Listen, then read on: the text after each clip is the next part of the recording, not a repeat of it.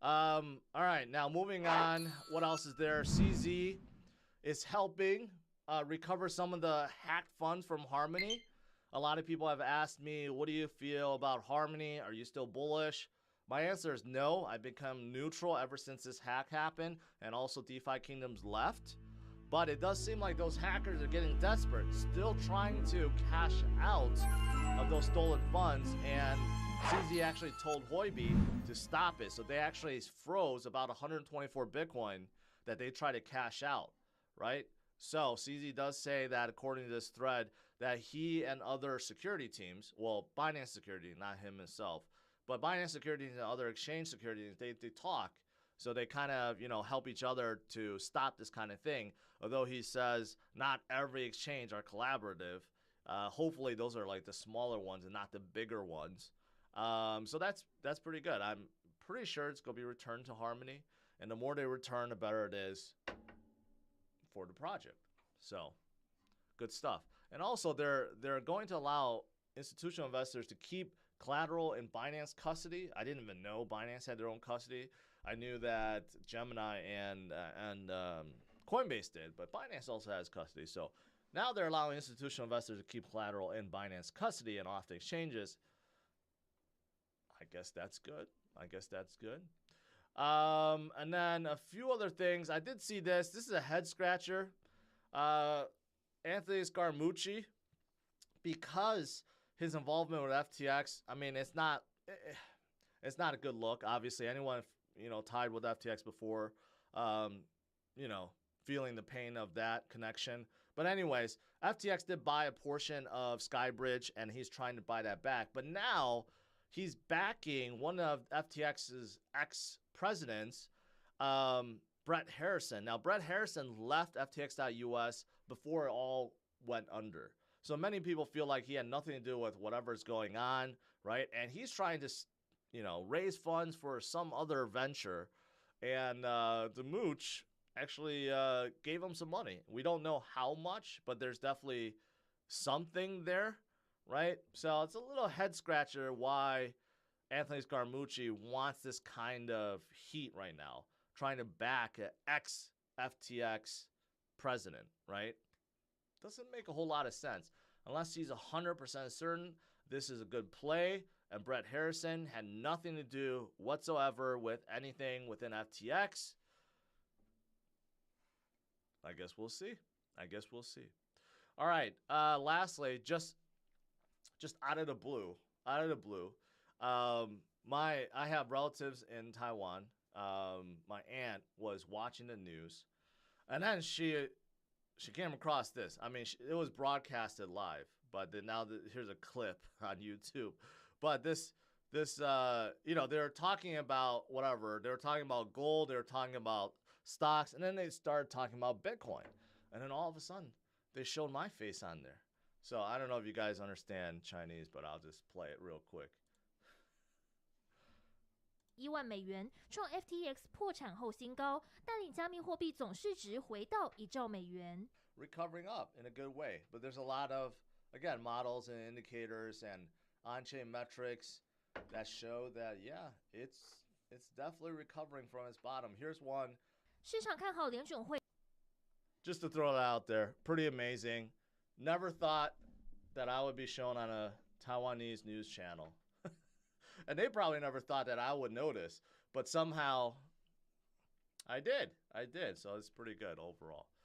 All right, that's pretty much it. Let's do some Q&A.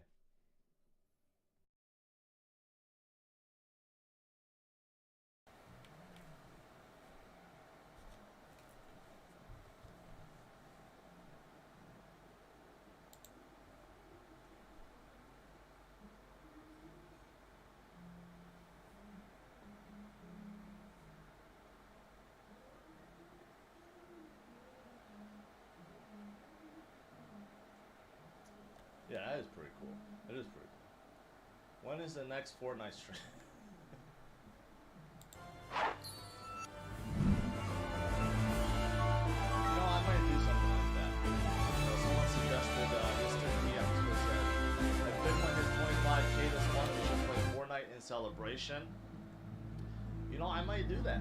I may do that. If Bitcoin can hit 25K by the end of this month, I may just start streaming Fortnite. My kids will love that. Alright, scrolling up here on YouTube.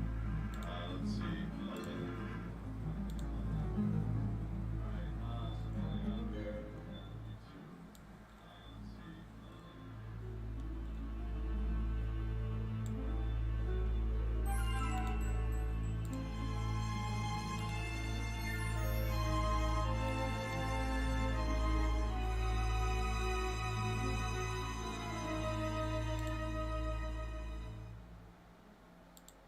You're also on the Bloomberg News YouTube crypto segment. Short 3 second.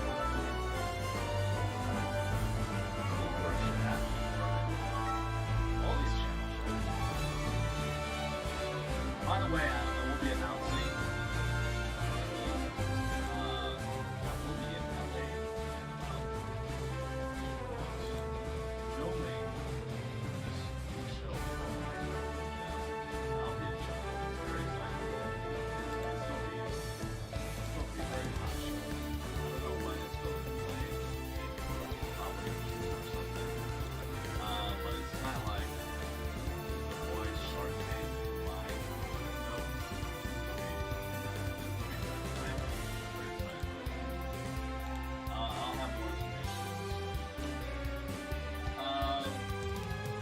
G. Terry from Taiwan. Hey Terry, appreciate your support, man. I gotta visit Taiwan again. I was back there last, like probably 7 years ago. Time flew by.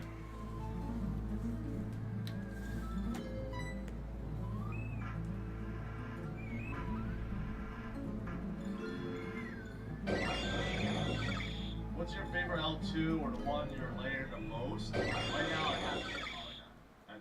I know Polygon isn't a small cap anymore, or a mid cap is a big cap, but I see what they're doing right now, their progress, and the brands that's coming aboard.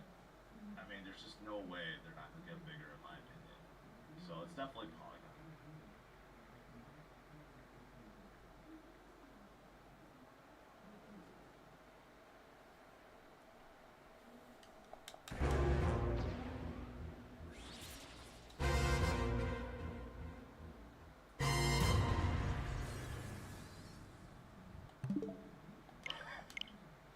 Not a megastar in Taiwan. If I spoke better Mandarin, I think I could be, but I don't speak very well.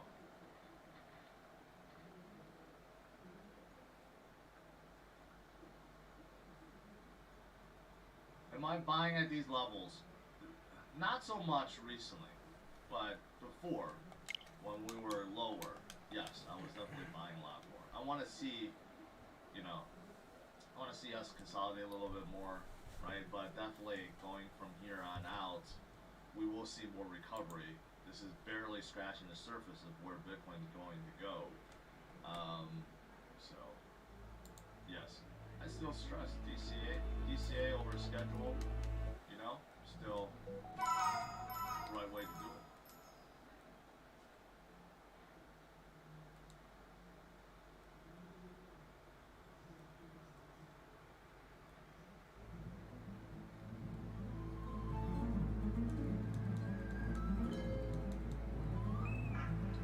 Yeah, that's kind of what the stream is all about.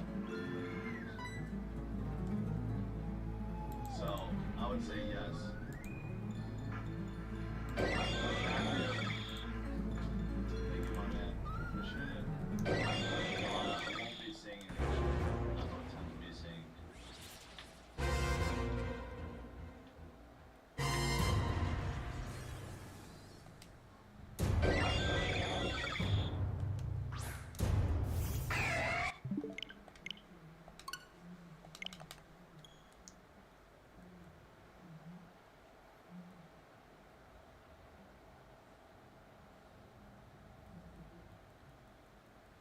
Any thoughts on Shiba for the next year or so? I think Shiba's in a good spot.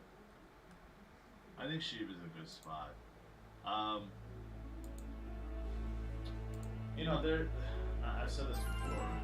I've always liked Sheep, or not always. I think that when Sheep first came out, I did not believe in them at all because I thought just go away, something this hyped up, this pumped up, and survive. But they did. But then my mind changed later when they started introducing the roadmap and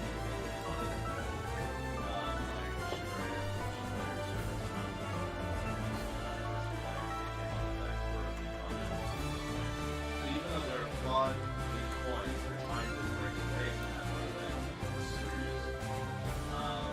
series L1 or L2. So that's why I think the future is bright if they continue to execute on that. And they also have burning as well. They can continue to burn and execute and scale and get more depth and get more people involved. There's an enormous amount of people, newcomers in this space. If you ask them what they hold, they'll say sheep. They don't actually hold gold, they hold sheep. You know, sheep has brought a lot of newcomers in this space. Some of them stayed. A lot left, but some of them have stayed. So I actually think sheep has a bright future.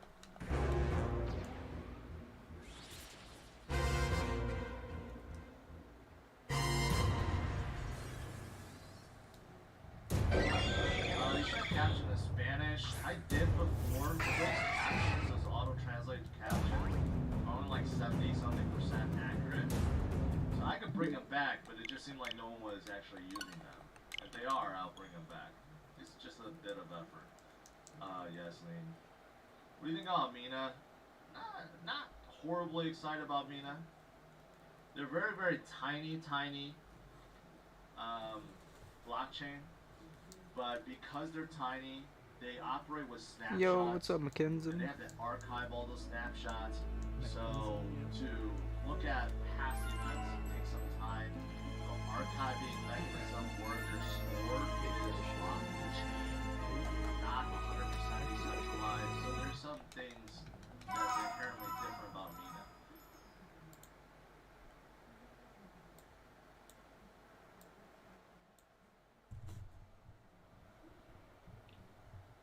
I think Nier is okay. Nier is kind of like a mini Solana, without the ties to FTX. Although I think FTX may have invested in Nier too, but this doesn't hold Nier that much. But Nier is very, very backed for good and for bad because some people don't like projects that are very backed by VCs, but Nier is very backed. That's why I think they're like a mini Solana. They're a proof of stake chain. Still early in a lot of developments, like especially their DeFi ecosystem. And they tend to pump up and down quite a lot. So I think they're promising.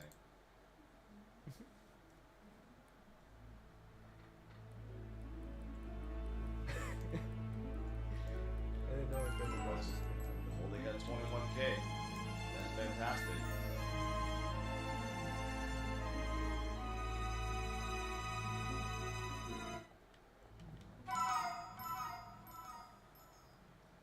Do you like good old Digibyte? No, I never did. I never liked Digibyte. I just don't see the appeal. And then their supposed non-leader, Jared Tate, I think. Jared Tate, I think, not Jared. Not one of the Tate bros, but he left and then back, and then he's like, I'm not a leader, but it's obvious he is because he's like the spokesperson. And they're claiming to fame five algorithms for the chain, so you can't do it. No one uses them. Layer 2s, which brought some excitement, then that kind of died down. So I don't know. Trade Stars, decks for fantasy sports. Sounds like a good idea. Never heard of them though.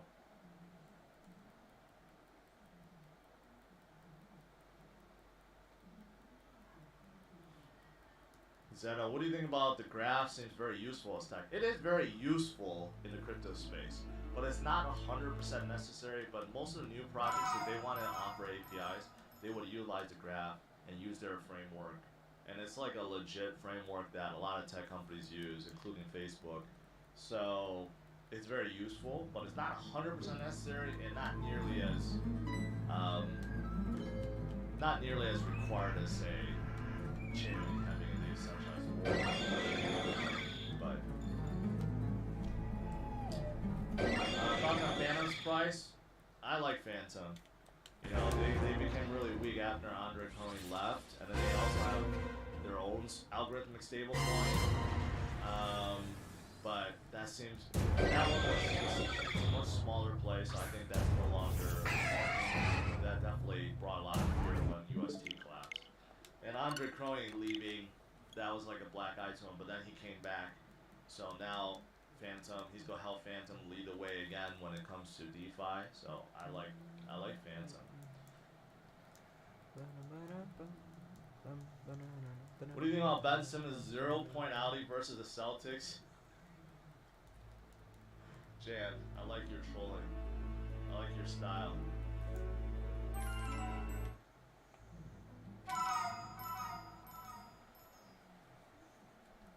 Cold wallets for iPhones.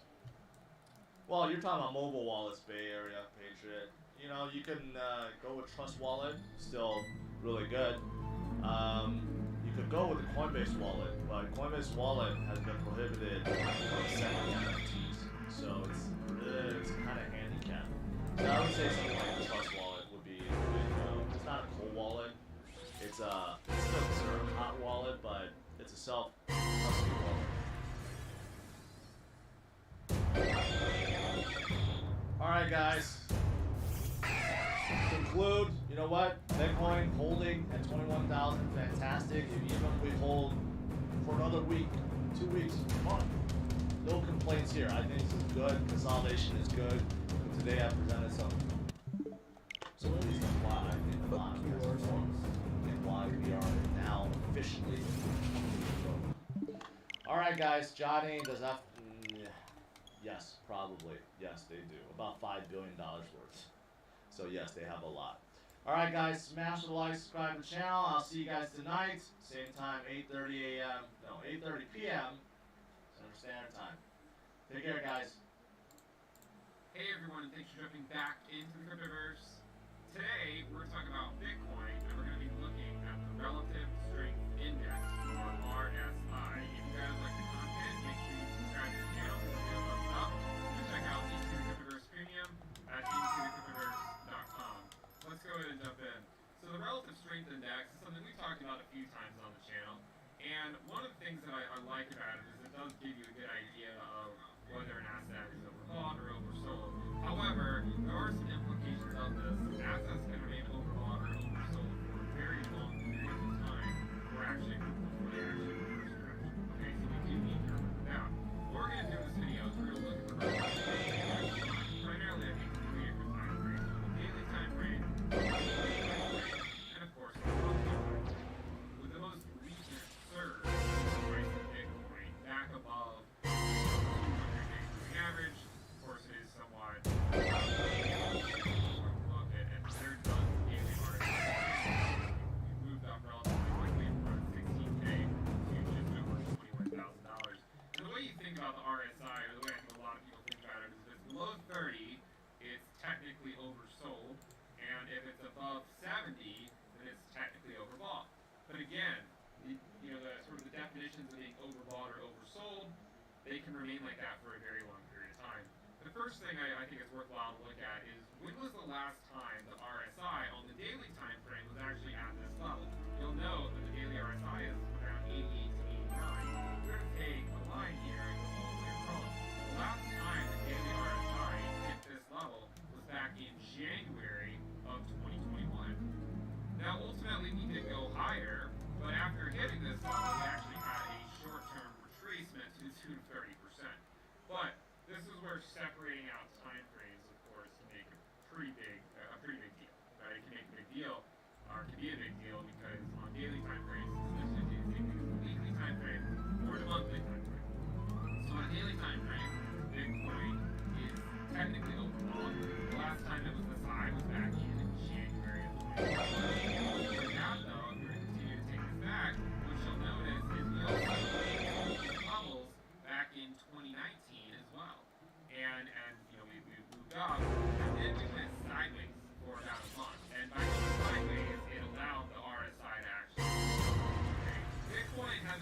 sideways at this point, right? So, good chance at some point this RSI come down in a real fashion. Whether the price goes down or whether we get to some level and go sideways, of course, is going to affect the degree at which it goes down. But if you continue